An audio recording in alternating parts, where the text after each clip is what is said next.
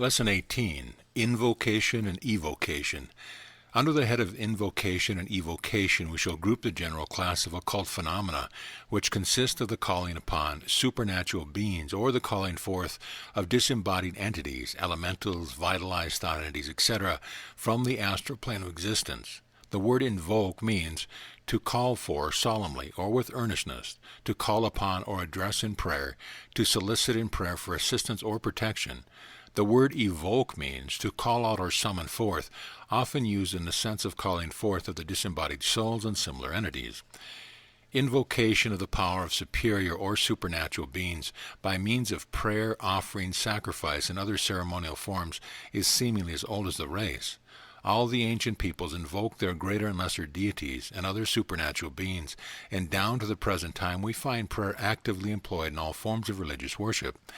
Even outside of the field of religion, we may find many instances of invocation of the power of genii and other supernatural beings, by means of ceremonial magic and similar practices.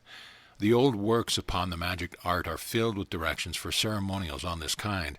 The modern mind, however, regards these latter things as merely the effects of silly credulity on the part of ignorant people, the prejudice generally extending to the religious practice of invoking the powers of the angels, saints, and other superior disembodied entities.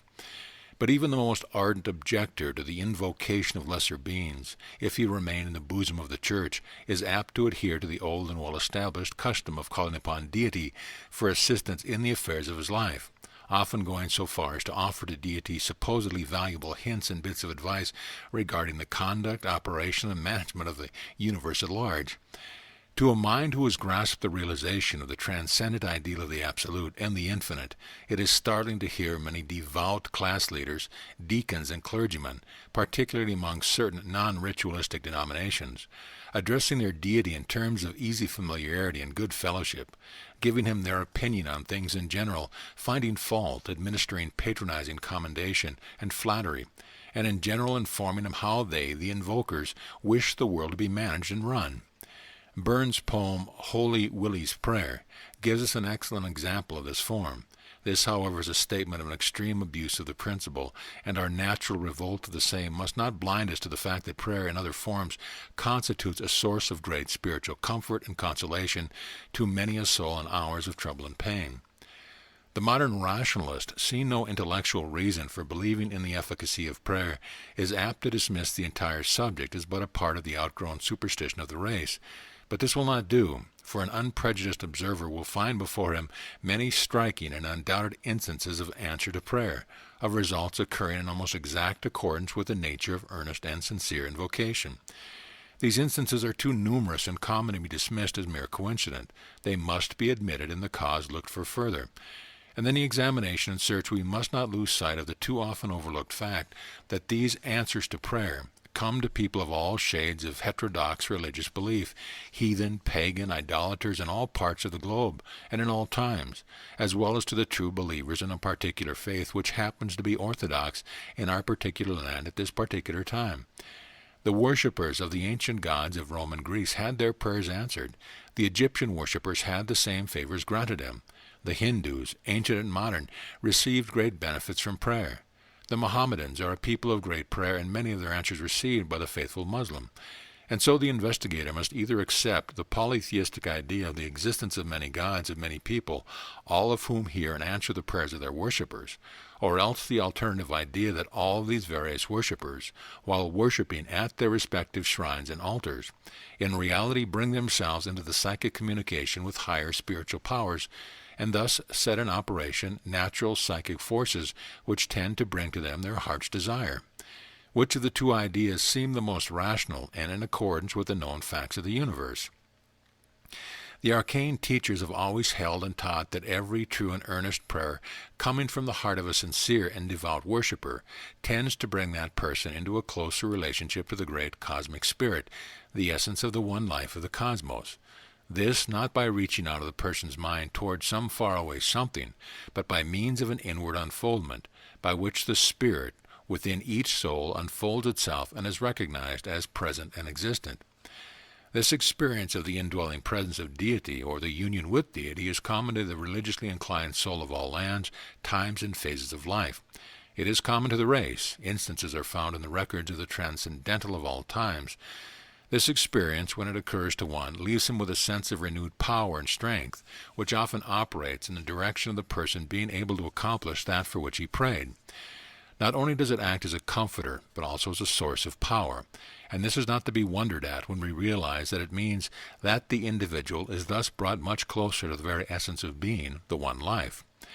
An understanding of this fact will enable us to understand many instances of renewed strength resulting from prayer, meditation, and self-communion, which cannot be dismissed lightly as mere imagination. All advanced occultists realize the benefits which result from meditation, in which the same principle is invoked. When one comes into a close relationship with the cosmic will, is it any wonder the power results? But there is more to the subject than even this. The person who prays earnestly and with faith in the result assumes the mental attitude of confident expectation, which is one of the first stages in attainment by occult methods. Earnest demand, confident expectation, positive will, these are the three coordinates of the exercise of occult power, and the first two elements are presented in earnest, faithful prayer, and the final stage is very often awakened by the exercise of the two former. Moreover, in demanding earnestly and expecting faithfully, the person creates the mental image in the imagination, which is an important part in all manifestation of occult power. By exerting these mental forces, all of them important and effective, is it any wonder that the person sets into operation the mental forces which tend to draw to him the things that he needs, and to materialize the ideals that he is holding in his mind? It would be a source of wonder to all the occultists if the said results fail to manifest in some degree. The law of mentalism are set in full operation by earnest, heartfelt, faithful prayer. It is one of the most potent forms of invoking the operation of well-established laws of mentalism. This is apparent to all advanced occultists, and will be to the student, if he will but analyze the process and method employed unconsciously by the devout worshipper. And moreover, none of us can afford to sneer at the tales of the interposition of the saints and angels and other holy beings of several religions. There are no mere fantasies and vain imaginings. While many of the beneficent results attributed to them are really due to the causes above mentioned, still all occultists know that there are many advanced beings on the higher planes of the cosmos who are undoubtedly attracted by persons on the lower planes, who bring themselves in rapport with them by manifesting the proper mental and spiritual states. There are many more things in heaven and on earth than are dreamt of in the philosophies of the day. But of course any and all results of prayer are in full accord with natural law, and result through the operation thereof. These things are not supernatural. They are but a part of nature's hidden working. Let us now consider the subject of evocation. One of the most common of all forms of evocation is the familiar materialization of disembodied human beings by means of a medium or person in the flesh, whose vital power is used by the disembodied entity in manifesting itself once more in the material plane. In some of the instances of this form of manifestation, the disembodied entity voluntarily and consciously makes use of the vitality of the medium in order to manifest itself to persons in the flesh for the purpose of communicating with them, or else merely to gratify a desire to assume earthly flesh and garb once more, and to mingle with persons in the flesh. But all true occultists are aware that a large percentage of these manifestations are not the entities which they purport to represent, but are impostors from the astral plane, who assume the image of friends and relatives of those present, copying with more or less perfect detail the mental image of the departed one which exists in the mind of the person in the flesh, and which is called forth by memory by the association and suggestions of the seance. Another form of evocation, also quite common, is seances, is that where the disembodied entity is actually called forth by the strong desire and affection of some of the visitors attending the seance, in which case the materialization is effected through the vital power of the medium, inspired into activity by the strong desire of those who wish to communicate with and see once more the form of those who have passed out of the flesh.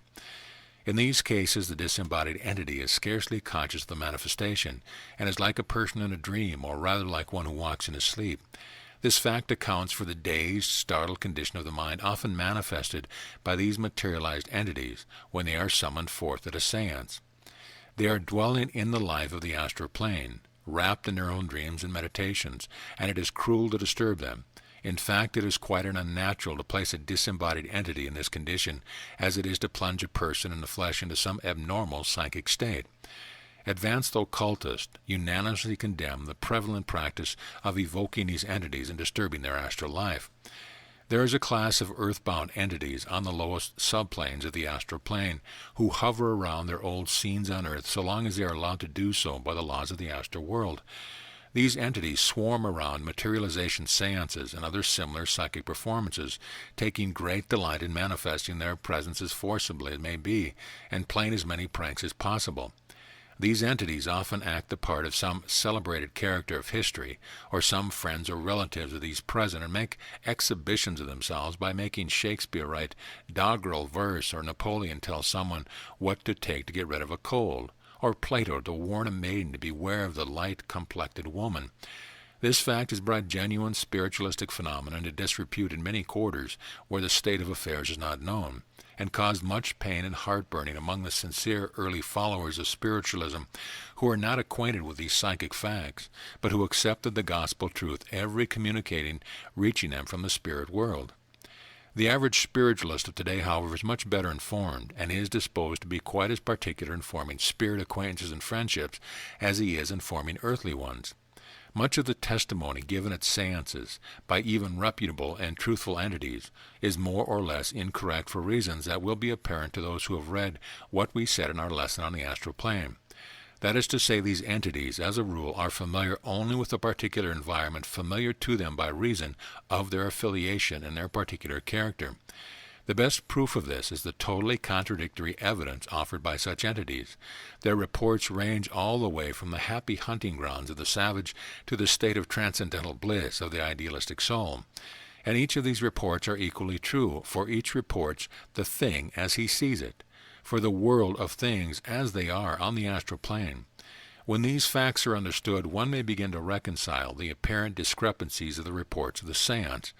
In some cases, disembodied entities may fall in with the desires of those in the flesh and will endeavor to aid them in their purpose in the earth life. But they can accomplish no more if they were in flesh, and they can employ the thought force in the same manner, that is all. They cannot affect a person whose thoughts are of a higher degree of vibration, any more than can be done by one still in the flesh. The influence of these entities has been grossly exaggerated by some writers on the subject. They are governed by the law of attraction, and can go only where they are attracted. Moreover, they are apt to end in tormenting those who have invoked them for unworthy purposes. We caution all against attempting to make use of such aid, even if offered. There is also the evocation of what are called in a general way the elementaries, or elemental forces.